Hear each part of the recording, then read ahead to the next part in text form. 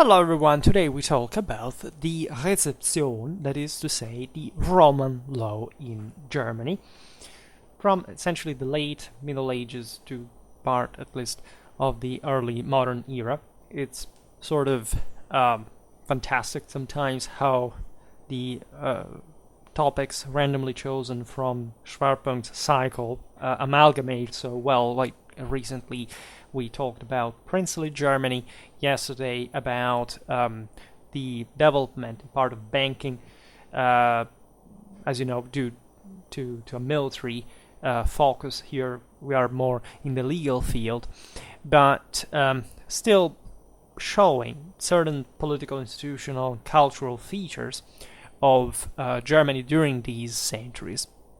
We already talked about the Mos Italicus, the Mos Gallicus, and we will observe the spread of Roman law also in the Iberian Peninsula. We will talk a bit more, like we really finished a branch of the cycle dedicated to medieval law, at least manualistically speaking, that I started, years ago at this point, and then we will add something else based on your tastes, let's say.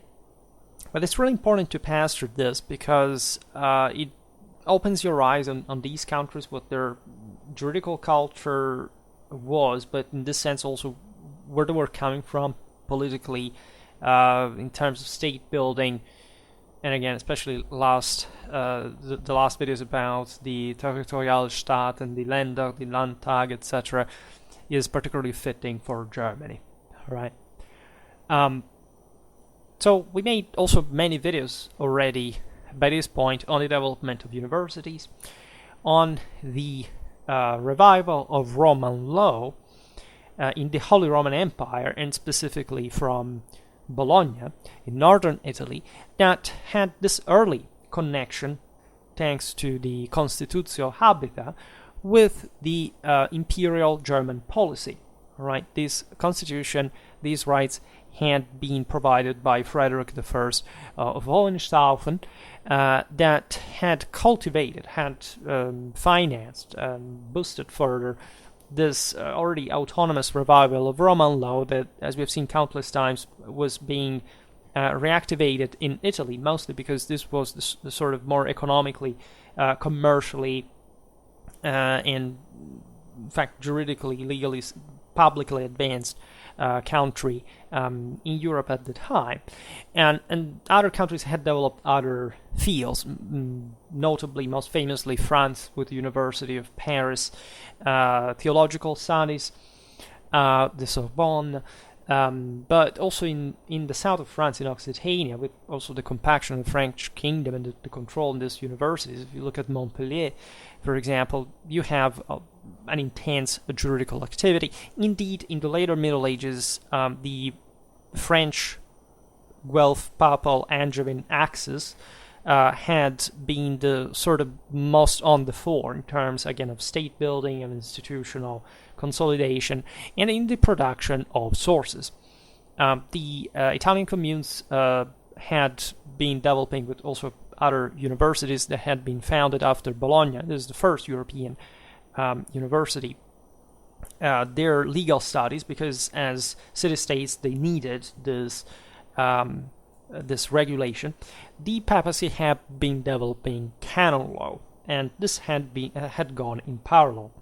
Now, other countries in Europe that had not had an equally, say, consistent amount of centralization, state building, etc., had not needed to immediately to providing themselves with Roman law. Right, the reason why Roman law had been revived primarily was that it was a much more complex, sophisticated juridical system than the pretty heterogeneous and glued together sum of Romano-Germanic laws, feudal laws, the local common law fundamentally, the various customs, how they had been developing locally during seigneurial times, etc., the royal, the imperial edicts, constitutions, etc.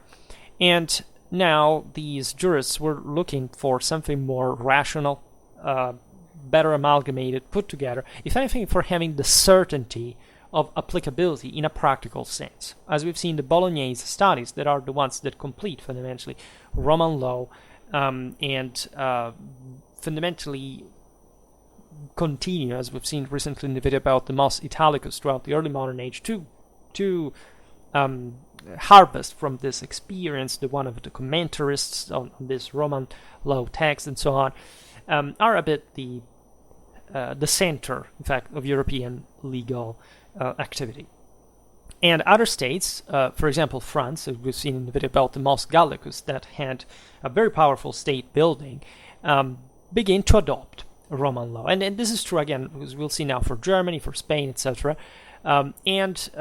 Of course, every country, as we have and will keep observing, would do that, declining Roman law, or at least the way it was applicated fundamentally within the already present juridical system that had been working was very complex, right? Remember, the Roman law, for example, essentially re-emerged not because anybody thought that they had to substitute Roman law to the one that existed before. These were specifically in Bologna Longobardist jurists that had been seeking for other sources of law that could be authoritative enough to fill the gaps in the system that they were using before.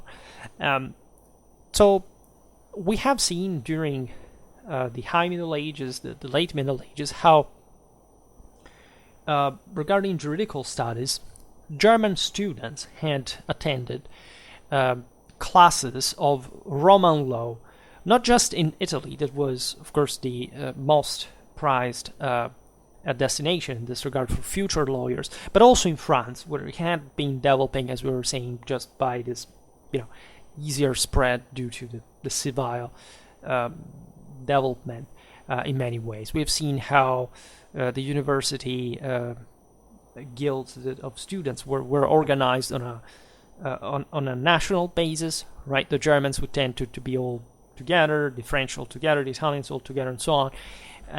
And this was, of course, aimed at managing more autonomously their studies, to have everything was very fluid at the beginning in terms of how the same universities were organized, right? So if there was a strong community base, say, on the same language, in spite of the fact that, of course, they were all studying in Latin, but don't think, there's a bit of a myth that even just by knowing Latin, people really understood each other during the Middle Ages, right? It is not entirely true.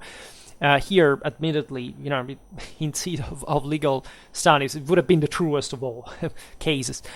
But it was important still for them to cultivate particular experiences and to also come back home where to exercise their exercise law, to practice law, and to make a living out of that, which, as we've seen in some videos, was also an incredibly costly and even dangerous enterprise. We see, starting from the 14th century, in the universities of Cologne and of Erfurt, so in the Rhineland and Thuringia respectively, how some lessons of canon law were held, together with civil law as well. So civil law stands for Roman law, as you know. And I think what's the deal, right? Still, the world is divided, especially, we talk common law, we mostly think about the Anglosphere, and the rest basically civil law. Yet everything, let's say common law in the Middle Ages existed in all of these places, right? Civil law was being developed and would side, as we will see, with common law, integrating it, going in parallel, depending on what local authorities really wanted, right? Eventually, Napoleon enforced, together with the nation state, the state as the sole source of law, civil law in most of Europe, according to the French Jacobin model, etc. So hence the more rigid separation. But at the time, it wasn't really like that, right? Everybody had a common law of their own. And we've seen it abundantly in the videos about medieval law. Also, in the second half of the 15th century, we see introduced in the general studia, general universities of Heidelberg, Leipzig, Freiburg, and Vienna, stable courses of Roman law. However, the official reception of Roman law in the German world is traditionally pinpointed at the institution in 1495 of the Reichskammergericht. This is an incredibly important institution. We will see it in some other video for sure. We mentioned the Reichskammergericht also recently. This was essentially an imperial fort by the Habsburgs to sort of create this supreme court of the empire. Reichskammergericht really means the tribunal of the imperial chamber, right?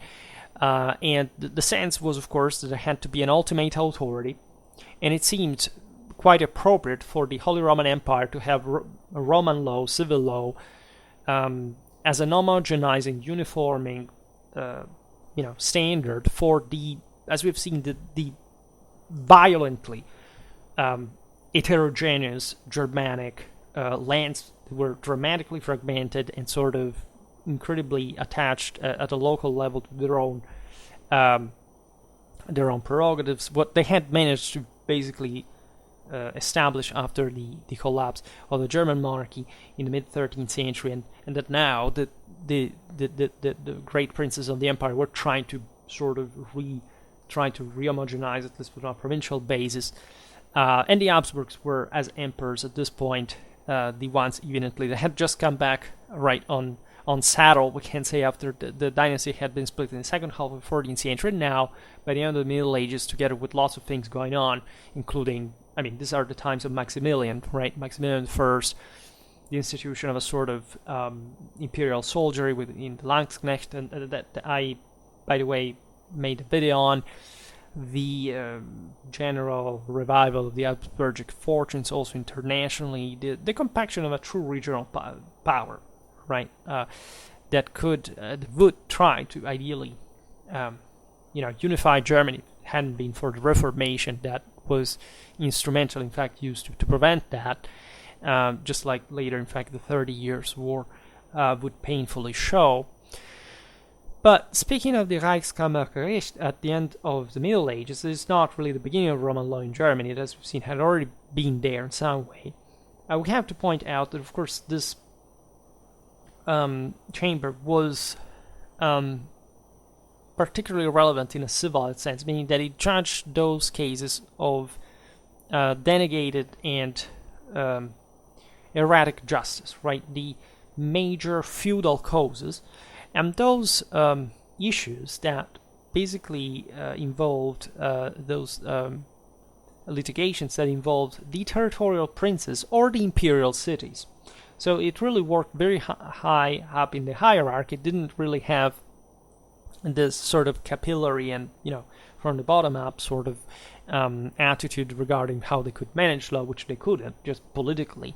But of course, given that, as we've seen in the videos about princely Germany, the country had been ruled now by these entities that didn't have really much above themselves, but in theory, the Holy Roman Emperor, the latter would begin to extend with renovated power of the Habsburgic basis some, instances of legal reform that would entail this higher tribunal. That, of course, was an opportunity to co-opt some individual, thinkers, scholars, politicians of some sort. The tribunal was composed by 16 judges, 8 of which had mandatorily to have a doctorate in Jure Civili, which means in Roman law, from a general studium. And this was a requisite that would eventually be extended to all the judges of the Reichskammergericht. From 1495, with the establishment of this tribunal, we can speak, at least historiographically, that's what's the Rezeption, which it means the reception of Roman law in Germany begins, right? And from this, a lot of interesting reactions within the country, from the jurists to the polities, the communities, and so on. So the jurisprudence of the Supreme Tribunal in the Empire was in fact founded on the Justinian law, right? At least what had eventually been elaborated from by the Romanists in medieval juridical science, and as a consequence, in fact, on the interpretation of the great medieval Italian doctrine that, as you know, was based again on the commentarists. So basically these were guys who were jurists that had been commenting, literally on adding gloxes on the margin, right, of the actual manuscripts, and from there their thought began to be studied by their pupils, that in turn would become doctors of law, and all this expanded enormously the amount of the comments that became sources of law, or at least of legal interpretation in and themselves, right? And so there were all these various great names, such as Bartolus, etc., that were a bit like, if you didn't study these guys, you couldn't basically understand Roman law, and it all came in a standard pack that was quite studied abroad. In fact, we've seen it in Mons Gallicus, etc., because it was extremely easy to just form yourself on the basis of this thought, in order also to apply this. I mean, it wasn't easy to learn that, right? But it facilitated greatly the task, because it required an enormous level of education. Consider that jurists were literally awarded knighthood because of their service to the public authority. So we're talking about, again, very advanced sort of urban literate context. That's not what you typically think normally from pop culture about the Middle Ages, that have this sort of Dark Age sort of vibe, where of course none of this seems an interesting thing to learn. As a matter of fact, these are the single most important chapters in medieval history. If you don't know these, you can hardly know anything else. And it's really wishful thinking about the medieval millennium, I mean. And so, in the categories elaborated by the medieval Italian doctrine, the Reichskammergericht, at least judges, lawyers, etc., those that aspire, of course, to rise to that point, began to frame this. And this was a thankless task, right? But the Germans began that, and that was extraordinary. Immense amount of customary tradition of the German area, right? Meaning all of those 300 states that all had a custom on their own had now to be disciplined by this sort of civil law background. And this, of course, proceeded from, in that case, from the bottom up, meaning that, those who were interested, say, I don't know, in how Saxon law worked, in all the various declensions of that within it, would be mostly interesting to that. But the Reichskammergericht, as we've seen, was interested in the wall, right, in having the actual jurisprudence about all these various communities and how they used to administer themselves, to regulate themselves. This operation was favored by the decision of the tribunal to adopt the written form in the trial, imposing, as a consequence, to those who wanted to essentially attach a particular law of their own community to present the text in written form. This is of incredible importance, civilizationally speaking, because much of this law had, well, of course, by this point already been written down, but not systematically, right? And so I mean, those towns, communities, whatever, that really had the stuff, they preserved it somewhere, but let's say it was not uniformed in the forms of preservation, in the way it would just be used normally or even applied, right? Because maybe locally they just the local lord decided on a basis that could be simply enforced and not really on the basis of this written law, but it's as if it had been part of that custom. So this presented lots of legal implications that are worth observing. Such decision, for example, brought princes, cities, and assemblies within the landa. So as we've seen, the territories in which, to make the very long story short, were articulated the German regions, to promote the written draft of the customs that up to that point were simply again handed down in other ways and observed by the communities that were just referring to it. A drafting that being directed to achieve the protection of the same customs from the side of the higher tribunal tended to present them within their frame, within the categories defined now by these sort of more by civil law. This is relevant because there were a lot of adjustments on the basis of what those communities wanted. At least it's a direct sort of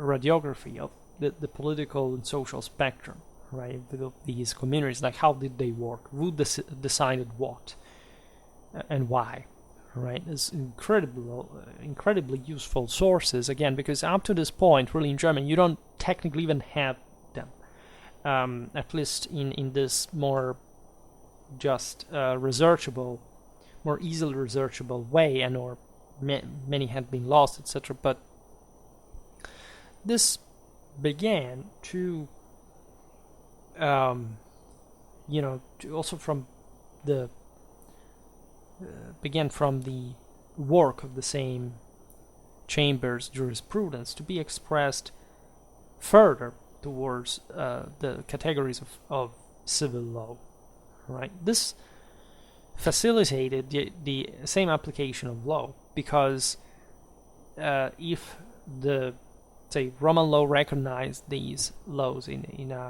more easily identifiable question, because communities would just use customs that made sense also in Roman law, right? That originally Roman law was common law, right? So this had come in a way from similar concepts and similar applications that, of course, were meant to discipline the entire possibility of cases. So, of course, even if you applied this to another country, that country, reality works in the same, say, at least within the categories of any other place that you can discipline, right? And this helped to giving full legitimacy and certainty to the concrete case from one side. From the other, it enriched the discipline of the local law, particular law, with the learned interpretation of the category in question.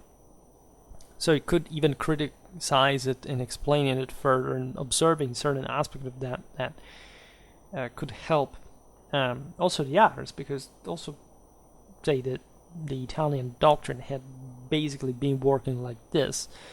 So it wasn't about enforcing this law, right? Nobody ever resumed Roman law in order to do that. It was about harmonizing the interpretation of the customs. And that's it, right? And at some point, like, you would get habituated to civil law to the point that you sort of applied that just by it, so that, especially when the state was increasing in power, and so you could simply say, okay, well, this community has this custom, all right, but de facto, let's see what Roman law says, so that we can understand whether this is acceptable or not. Also because customs really changed over time. Like, it hadn't been crystallized. It is true, yes, we are in an ancient regime. Of course, many things had sort of been defined in a way that wasn't so fluid, say, like in the High Middle Ages. But at the same time, you could see that, like from the activity of the same Reichskammergericht, sort of first the highest authority legally available, exactly those elite issues that in part had not even yet been regulated by that way.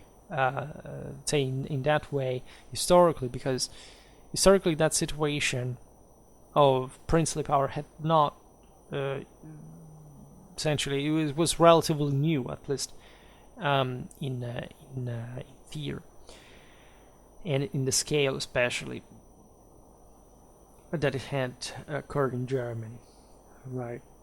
And in all this work, the jurisprudence issued by the chamber was cultivated by the contribution of jurists that were active in the German universities. Obviously enough, again, these guys were the ones looking to the Reichskammergericht by saying, well, that's essentially what it makes sense, right? In order just to gain more power in the first place, just to have a greater possibility of enforcing law, rendering justice. This was the objective of the empire. That's why the Roman Empire existed in the first place. That's why the Germans had their own empire. It was the Roman one. The sense is that the more governable the system, the better. And what the problem that I had in the last couple of centuries had been exactly that one. There wasn't that much of an order, and so these lawyers were even exasperated because of the incredible plurality and heterogeneity of customs. So these people would comfort the action of the tribunal. There were feuds, there were, of course, conflicts, factions, whatever, but they still push towards a sort of, it's our side that has to win, it has to enforce the other, right? So it all pointed towards sort of greater power concentration.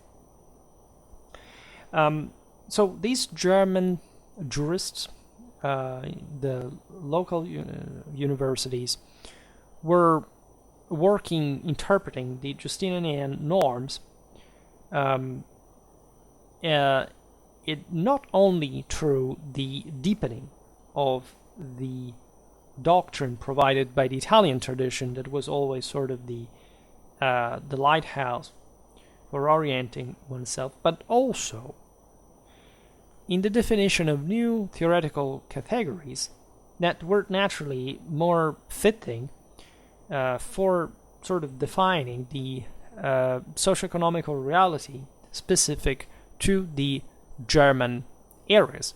And this is, of course, the sort of, in many ways, the most important part, but it gets blended internationally, right? The example of the imperial chamber was soon followed also by the so-called Zentralgerichte, that were the local, say, the tribunals of especially of the Länder and of the single principalities de facto, and in fact, in particular, by those active within the those districts that, in virtue of the Golden Bull of 1356, enjoyed the privilege known as de non evocando et appellando. That is to say, those that were immune from the imperial tribunal chamber. This is particularly relevant because it tells you how limited, after all, especially at the beginning of its history, the Reichskammergericht really was. Right, there were some parts of Germany that were just provided with this privilege historically, for which a central authority could not essentially dictate law on them. So, in fact, the non evocando et appellando simply means that you cannot summon or appeal to these tribunals, right, from another authority. This was a way just to cultivate, of course, their own interest locally in preventing that imperial unification. In other words, what they did, this is always the sort of the hypocrisy that always that, of course, they copied locally, however, their own central tribunal. So, of course, they didn't want the empire to have to say in their own affairs, but of course they could reinforce their own, like as an establishment, saying in whatever was happening locally. Of course, this reflects the compaction of the German principalities, just in a more the definite political way. But it's obvious that it was an imitation. It was a process of hierarchization in which the supreme tribunals of these principalities imitated simply the imperial one, contributing in this way to consolidate the Romanization of Germany customary law. Right? This is particularly important as well, because again, it just made more sense than their own. They had the imperial tribunal had better jurists, all the German intelligentsia fundamentally of the time, juridically, and so that was the model anyway. So if you wanted really to make things work locally, given that there were certain jurists that had worked, by the way, both in the imperial tribunal and in these territorial ones, you would have to adequate the local reality as well. So there were also greater chances in that way to be in line with the general lawfulness of these decisions, because yes, of course, this could make you more obedient if you want, even to the imperial decisions, but it just helps you enforcing them within your territory as well. There is a note in a work titled L'Ancien Régime et la Révolution by Alexis de Tocqueville, dated to 1856, talking about this major break that had occurred in Europe, in fact, from especially with the establishment of absolute civil law under Napoleon. So all the issues that this had entailed across Europe, but that in Germany had sort of witnessed, by decision of the same Napoleon, actually largely the maintenance of the local norms, right? By, of course, the Napoleonic conquest of Germany, most German states were very advanced in that process of Rezeption of Roman law, and they were much more statally organized than they had ever been before. But still, Napoleon thought that these systems were, in some ways, had remained a bit like so much on their own, and in part behind, of course, in juridical science and state building, that he said, okay, let's simply let them keep their de facto common law, or at least this was, again, the Roman law in this particular German source, and not uniform in it like in other countries.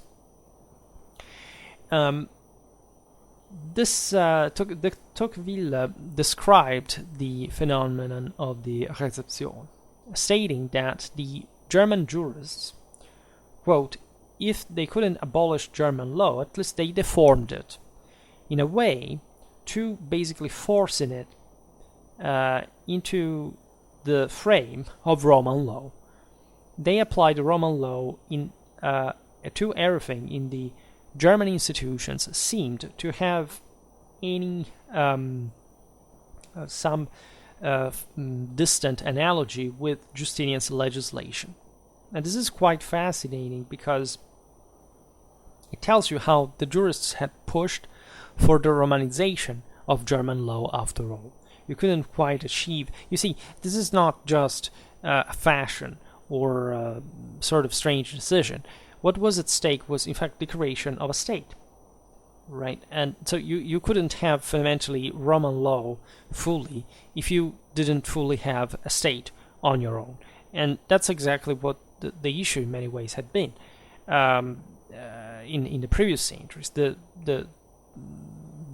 great difficulty in centralization of Germany that wouldn't quite really happen until generations later, at least to some extent. I mean, still today you have at different levels in the German constitution you have the core of law in common to the various land, and then going down the importance of the issues disciplines, you have every land essentially having its own autonomy, its own way, its own sort of custom, right? And this is reflective of sort of federal, what, as we've seen, federal for medieval times is a bit excessive, because it's not that all this law was recognized everywhere. Today, of course, Germany is a federation fully, but in that, with that imprinting, with that sense that these are all different states that federated together at some point.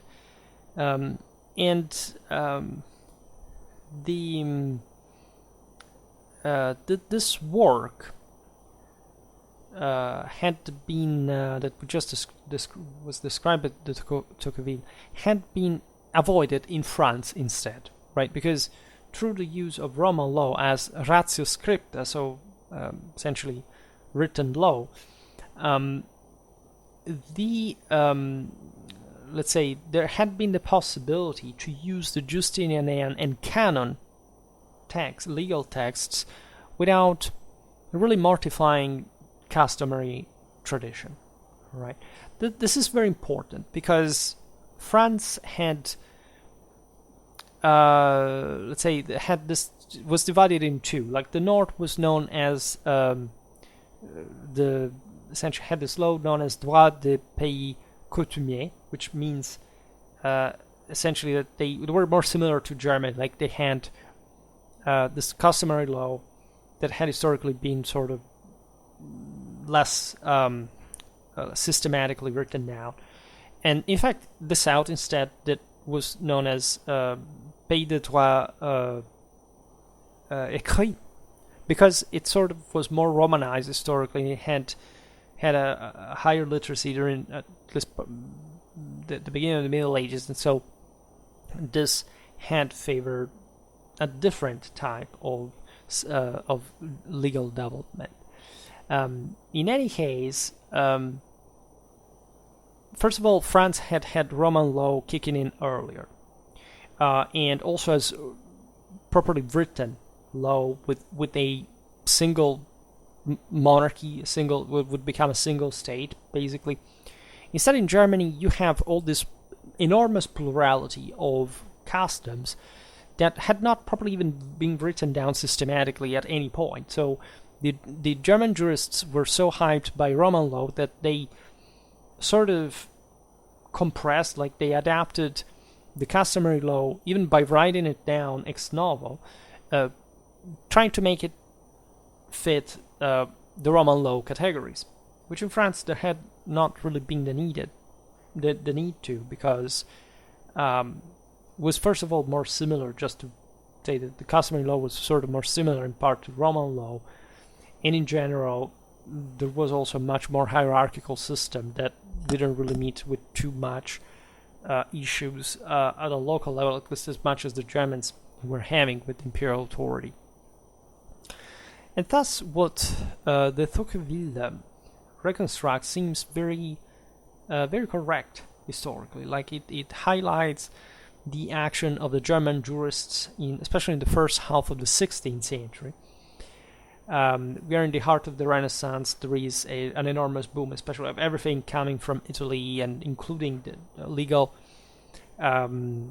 doctrine, that in fact is aimed at reaching with every mean the framing of within the Romanistic categories of the local usages, as an objective that the German jurists wanted to achieve at every cost, also the one of actually altering the same contents of the customs followed by the communities, right? And as you understand, that because of all the think about the Peasants' War, the Protestant Reformation, all the various rebellions to the emperor, to the imperial authority was pushing for this, for many other reasons.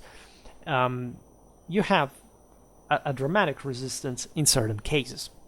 As we've seen, southern Germany, also the areas from which the Habsburgs were ruling, were sort of more advanced, more Romanized, closer to Italy.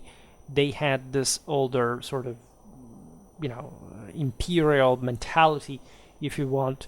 Areas in northern Germany and eastern Germany weren't quite like that, right? They were sort of more backwards in many ways, way more feudal in nature, more archaic. And they were the ones also where, in fact, the Reformation spread the most as a reaction to this centralizing attempt. And this, of course, involves the same juridical orientations, right? They opposed themselves to the Romanization of German law. However, the enthusiasm for the capacity of Roman law and of the common law doctrine to give an order now to the multiplicity of the customs prevailed among the German jurists, who, however, would always remain aware of the specificities of their right. Private law, as the one in force in Germany after the Rezeption, can be in fact defined, as Klaus Lueck did, as a group of Justinian norms and local law, obviously, right? There couldn't be, even by wanting that, even if all jurists had agreed, really, the capacity, and that would have been possible in itself, in fact, of Romanizing, like substituting simply Roman law to everything that existed customarily. Like this was impossible, right? Technically, I mean, not even in Italy they did this, right? So the tendency was just in a statal civil sense to do so, but there were some specific limits to this as well. So the Italian, the traditional Italian doctrine,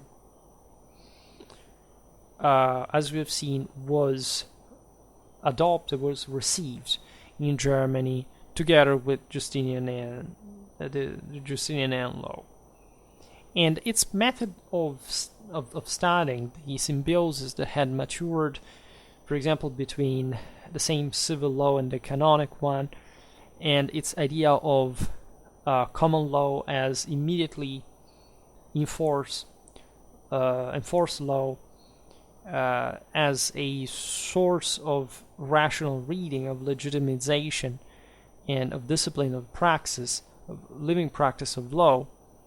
These all came into the country. To make long story short, in Germany, jurisprudence and doctrine welcomed the tradition of the Mos Italicus. The Rezeption, however, happened in a wider context of Renaissance culture in the German regions, and consequently was open to suggestions that came from this new orientation of juridical humanism, more in general. So, of course, the greater increase in, for example, the knowledge of Latin literature and history and the meaning of the empire and the Renaissance are a bit of some. I made a video about the recovery of the meaning of the imperial Catholic tradition at this point in history, through in fact the revival of the classics. What's the meaning of that? Why was it so important? And what's the meaning of also the Reformation in that regard as a reaction? Why? And so on. So there are really lots of things going on that, of course, the German jurists would have known, because jurists at the time weren't just jurists. I mean, they would prevalently be that, but they were also humanists. They were men of letter. They had broader interests. Some were true polymaths, and this is typical of the Renaissance in general, and of a properly European culture in this sense. The German jurists, with the contribution that they originally provided through their interpretation, began to impose itself since the 30s of the 16th century. They adopted a bit the themes of the philological interpretation, for example. That is to say, within the same texts of Roman law, of course, you had to be very aware of how At this point, these manuscripts had been put together during the Middle Ages, what was the best interpretation in the Latin semantics, and how, generally speaking, this influenced the same legal interpretation. They were open to the so-called systematic and theoretical current that basically stress a bit more of method and procedure based on, again, the opinion of the great jurists of especially the Bolognese school, but now also the ones that had been publishing. I've seen, for example, in France, in Italy again, like lots of stuff about law adapted to the new Renaissance needs and so on. So the Germans contribute to this as well. They read other people's works. That this is, again, what humanists really do at this point everywhere. And as we've seen, what tribunals said in the various, I don't know, Italian states or in France or whatever, were read and studied by the jurists that eventually worked in this other tribunals abroad, and they were all very, very careful about this. They're very attentive, very interested into one another, and that's where you get really this very strong cultural glue throughout the Renaissance. Also, I mean, through law.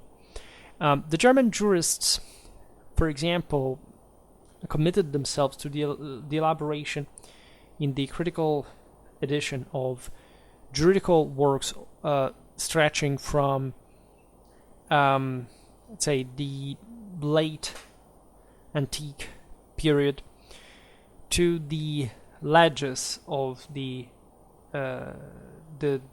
Germanic peoples during the early Middle Ages, right? This is fascinating because somebody asked me about the Gothic Constitution, which is something actually dating as a concept to the 17th century English Civil War. But these things, in fact, were going on quite commonly from quite a while, and there is a historical interest, not just a juridical one at some point. When we study today what we have seen, I made a video about the laws of the Germanic peoples. We talk about the Romano-Germanic laws that are truly the first ones that we have, because that's where the Germans began to write down things and using those to rule, right, in Roman lands, in Latin and everything. So, as you understand, it's a hell of a hybrid, right? But we really have a historiography that in many ways started in the Renaissance, thanks to the humanists that wanted to see better, again, how things were back then. We have Johannes Sickhardt that, for example, cured the critical edition of the Alorician Breviary, right? A very important Romano-Germanic legal source. Also the Constitutiones Sirmondiane. They wouldn't understand fully yet how the entire thing worked. Today there is still in the recent generations a lot of studying new interpretations, etc. But I don't know, the fact that these guys began to collect the Germanic laws, such as the ones of the Ripuarian Franks, of the Bavarians, of the Alemanni, is quite remarkable, right? And as you understand, this stemmed also from sources that were not really German, or at least they couldn't quite be found just there. They had been the basis also of the development of other peoples, or they were also the basis of laws of peoples that didn't quite exist anymore. At least they had transformed into something else, even within the same Germany. And so you have even in their comparative approach and interest in historical perspective that is definitely very fascinating. This is a true philological branch of these juridical studies in Renaissance Germany. It had also the merit of the humanistic edition of the Digestum, led on the Littera Florentina. I made a video about this. This edition was published in 1529 in Nuremberg and cured by Gregorius Aloandrus, that had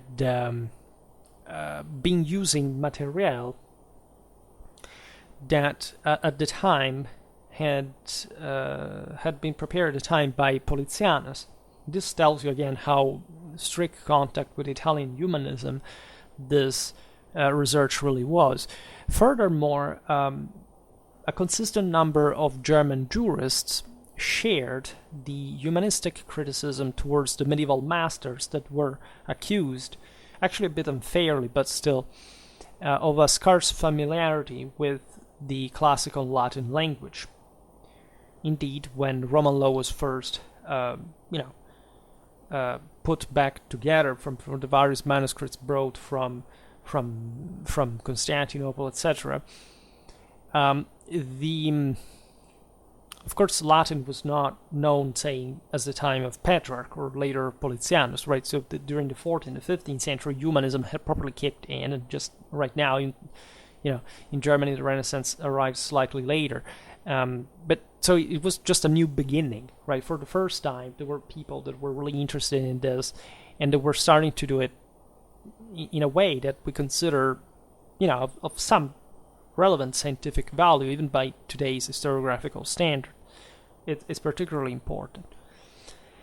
I'm a great defender, of course, of the medieval jurists because they actually understood well what those texts really meant, like the philology. At some point, humanists are a bit,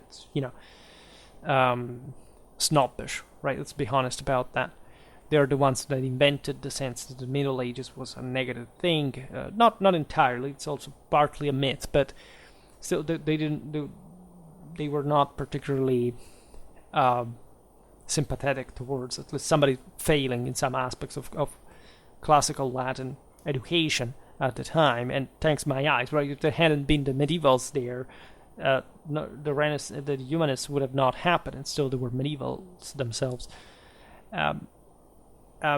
So the point was actually deeper, right? It was about the fact that, in fact, the medievals had not needed to interpret the Justinian codes, that they had the merit to, again, put back together themselves with skills that evidently the people in the Renaissance had already lost, and to actually, in fact, get into and not having time to get into the much more complex and in part theoretical issue of the correct interpretation of these laws. Also because, as we've seen, they used other legal codes as well. There was common law, there were other laws that had to be used specifically just to rule, to exercise justice, not to just look at how, again, Latin was written or whatever. They needed all this stuff because they needed to work, right? So we're also thankful to the humanists for their further insight in the reading of the Justinian texts, but that's also another thing conceptually. Very vivacious criticism was expressed, among the others, by the works in the works of Johannes Seckart, you mentioned before, and Johannes Apel, the German jurists. Now, to these solicitations of humanistic culture, we also date the research of a new system of juridical studies. This research was born essentially from the will to offer the opportunity also to subjects belonging to social groups that had remained basically excluded from the general studia, right? This was a motive of Protestantism, partly, the establishment of an education in vernacular, the possibility also of different, people with different background to access certain posts of power, that just, having the Latin dominating the studies of the church. Of course, it was not really let's say that, again, there were wars because of this, not quite literally just because of it, but in a way it was still a war that would maintain, of course, the establishment quite firmly there where it was, right? Just it was about, like, some of the forms of this, of also the language, right? The various German states, as you know, had different ambitions. That's how they exploited the Reformation against the centralistic attempts of the Habsburgs, etc. They were very provocative ideas. It's just how, I don't know, the Saxons sheltered Luther et simile.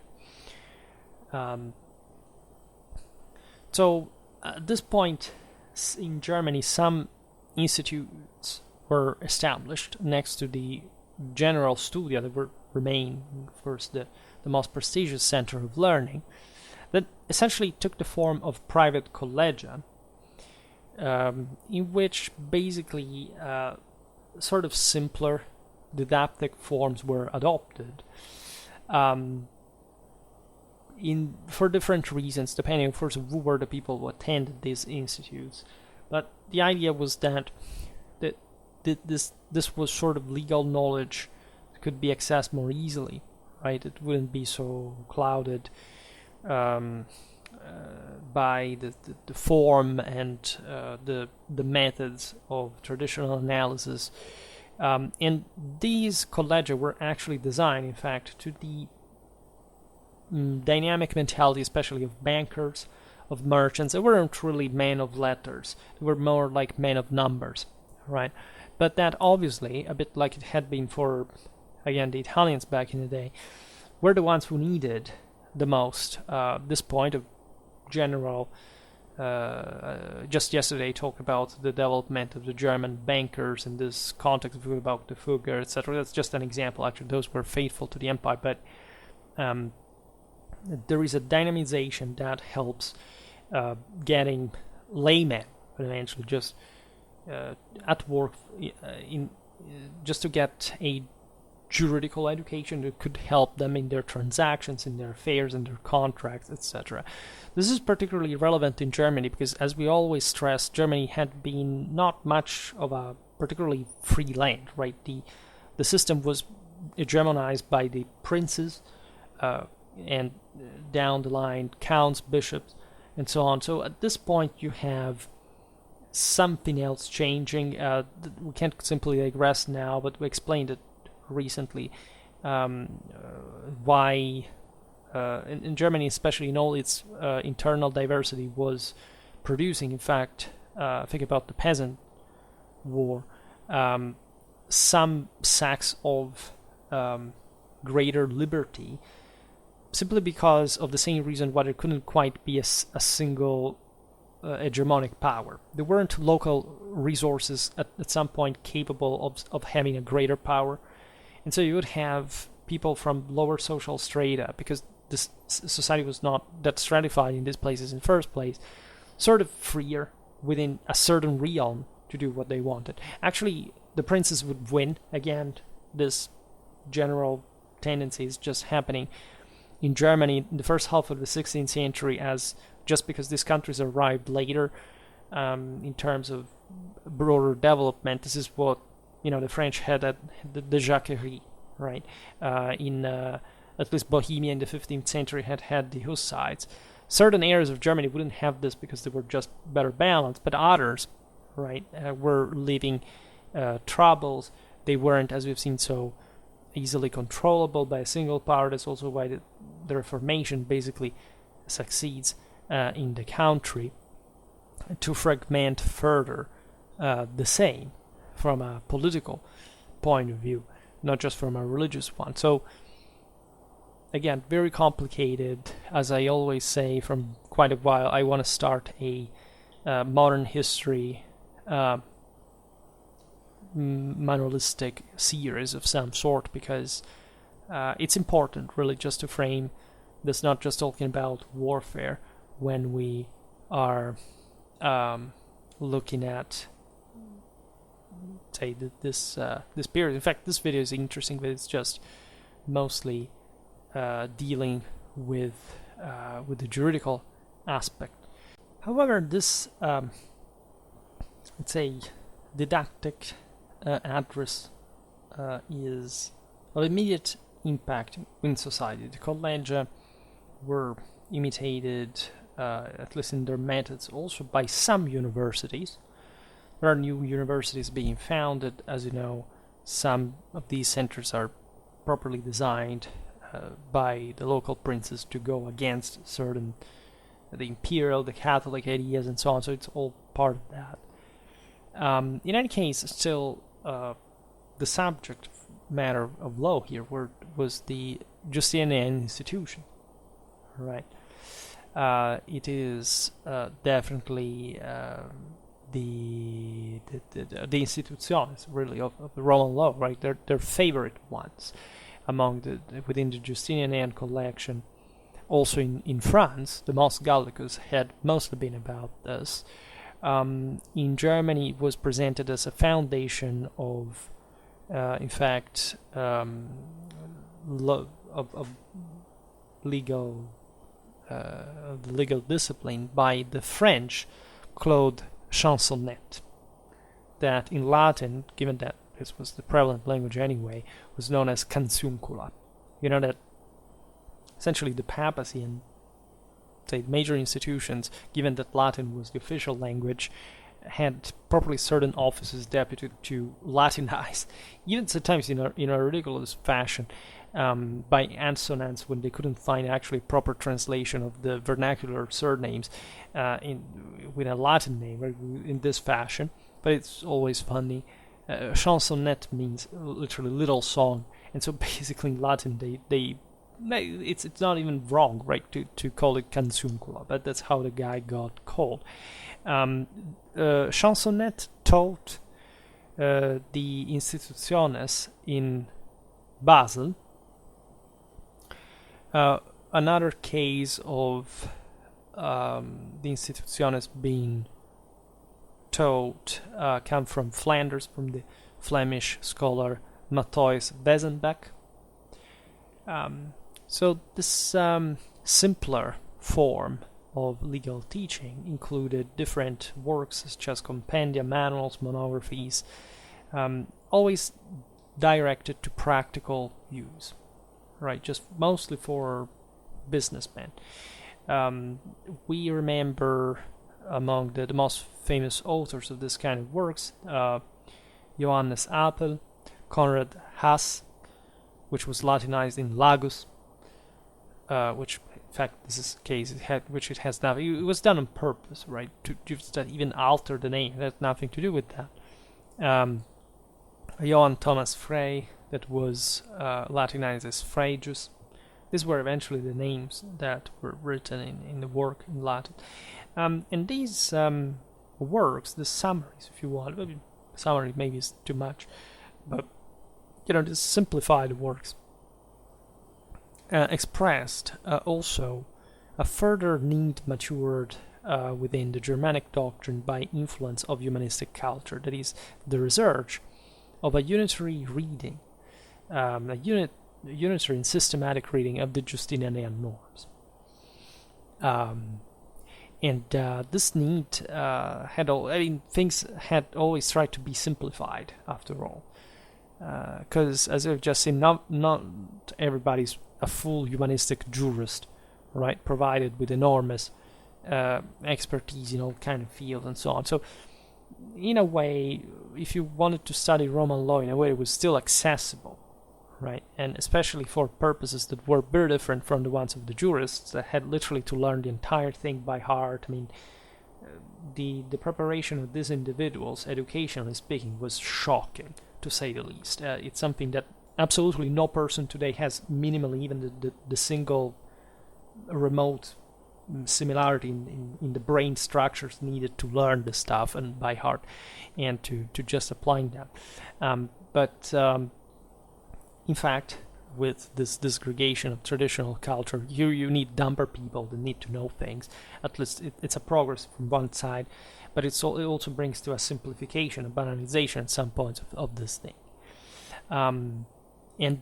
However, exactly this problem sort of sparked further philosophical reflections, because in part it helped, like the German juridical doctrine drew from this stimuli the definition of other general principles that could be investigating also divine and natural law. As you understand, this was all with theological ferments that were occurring at the time. You could even arrive to the attempt that this is insane. It tells you about the level of secularization and modernization was taking place against this work, if you want, trying to apply the mathematic deductive method to law, right? This especially by influence of Ramos, that in Germany was very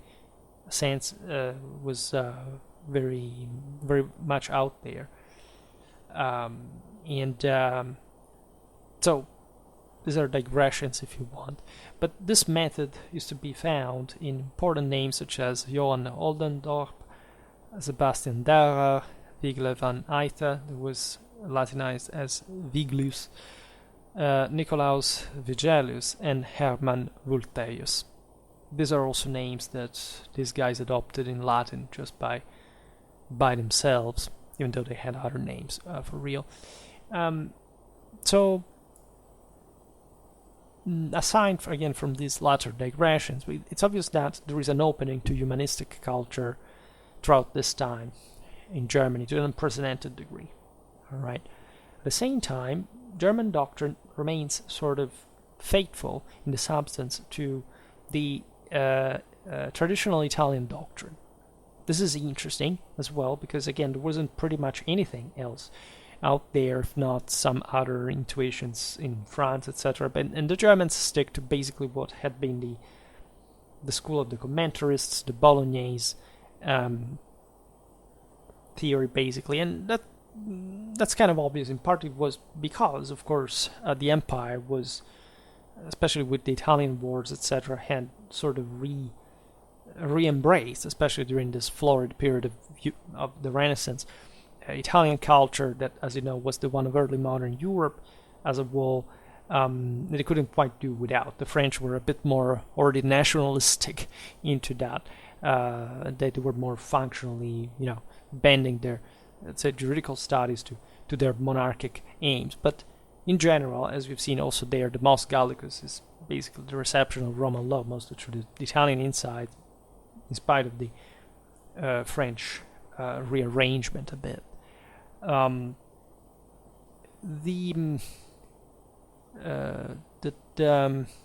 The German doctrine used essentially its character, it's what came from the German cultural background, to not to go against actually the Italian doctrine, but to enrich the same tradition of it.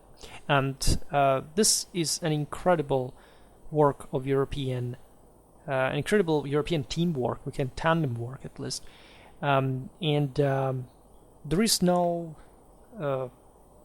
doubt expressed also on the concept of Roman law being to be interpreted in that sense as immediately enforced law.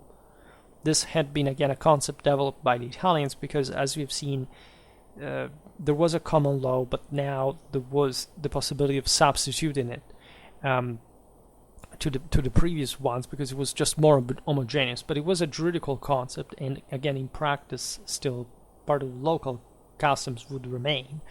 And the Germans, in spite of their incredible particularism and diversity, they actually see the idea of Roman law as a new common law actually viable themselves, as we have seen before. The most obvious reason was the fact that the practical utility of this could not be substituted by anything. So it was just a confirmation of the same, what this other tradition had already established.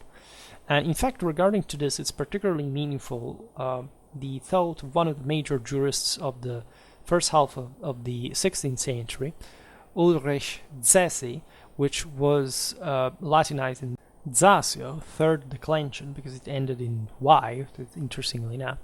That's how they literally Latinized this name without the actual etymological basis. Who opined stressing the meaning of the philological method that was highlighting, of course, also some aspects of, let's say, uh,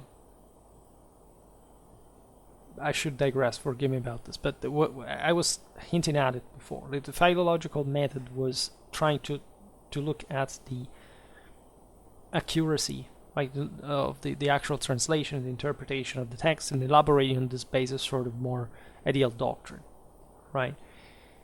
The Italian doctrine had always been had been the one coming straight out of the Middle Ages. Some of its works were dating to the 14th century. The ones of the great jurists were still studied. These people did not care much, paradoxically, about the philological aspect. They cared about the practicality of law, how to make it work, right? So, in this case, Zazio was saying, yes, philology is important. You must improve this. But he also continued to recognize to Roman law and to the medieval doctrinary tradition the full and immediate enforce value in the practical life of law. This is incredibly important, right? So the German juridical science and the decisions of the high tribunals of the empire sided, thus, to the Italian doctrine that sort of worked on its own. As we've seen, Germany and Italy had distance from the 14th century, right? So that they were fully the empire, at least the Kingdom of Italy, the one of Germany. But as we've seen in the video about the Mos Italicus, there were lots of tribunals in Italy that, yes, were subject to the emperor in theory, but de facto were sort of locals, run by the local dynasties and states. So still, it was felt that what the Reichskammergericht said was not just, something would be applied in Savoy or in Florence, whatever, right? So, on the contrary, these were the places that had been more advanced compared to actually the same German juridical tradition. And so, and especially because of their medieval legacy, and essentially, Germans and Italians began to read each other's works, the jurisprudence issued by the supreme tribunals of the states. The Germans, in particular, do this, right? And in parallel with all the investigations on the Justinian texts, the canon ones, and so providing one of the single most important achievements in the development of Roman law, recognized as common law within Europe, right? And this is, in many ways, in different times and places, the achievement of centuries of juridical tradition that had been working relentlessly, right? And that are accepted, shared, and contribute to cement European identity and history. Right? Think about this. You may think, well, but I don't care so much about history of law. I don't want to listen to this video, or maybe it's boring. Yes, but reflect. Like, if you're here to seek, let's say, the sap of European identity and culture, you can't leave without knowing these things. Like, it's literally doesn't make any sense. This is not a secondary topic. The fact that history of law is not particularly studied or cared for, whatever, doesn't mean that it wasn't there, wasn't important. We're not perfect. As an educational system, we do strange things culturally. We're definitely not reliable in many ways. So looking at this and realizing that the vastity of it, because again, justice, have you ever wondered how justice worked? I remember I began this series because one guy asked me, why don't you make a video about medieval law? I want to know about pillaring. Now, as soon as I listened to that, because I had studied medieval law at university, I said, well, okay, I don't know, we'll start talking about exactly these things that are very important, as you understand. And I made a first video about, I think it was Ignarius in the Bolognese school, and this guy, oh yeah, that's great, but what about pillaring? In that moment, I understood that, of course, the guy hadn't watched the video, because, once you have watched that, and,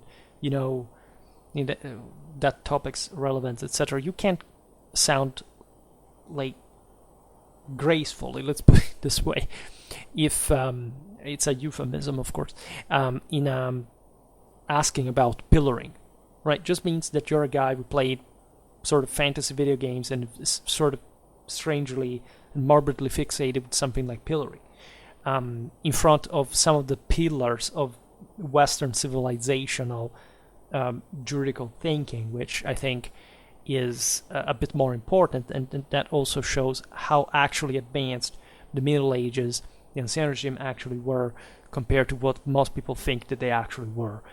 So great part of the reason why I'm making this videos is exactly, even though in some sort of gentle way where I can, exposing the general cultural misery in which we live, and therefore maybe this video won't be watched by anyone, I don't know, but like most of my videos, I make them and then people don't watch them anymore, which is pretty frustrating in many ways. It's admittedly also YouTube's algorithm fault, but always know that, first of all, you can dig the stuff up, but secondly, that it's relevant, that it's important, that you can't quite, again, think to understand Middle Ages, the Renaissance, or whatever, if you do not know these things. And of course, if you do not know many other things, but again, want to know how people actually lived, thought, how the system was run.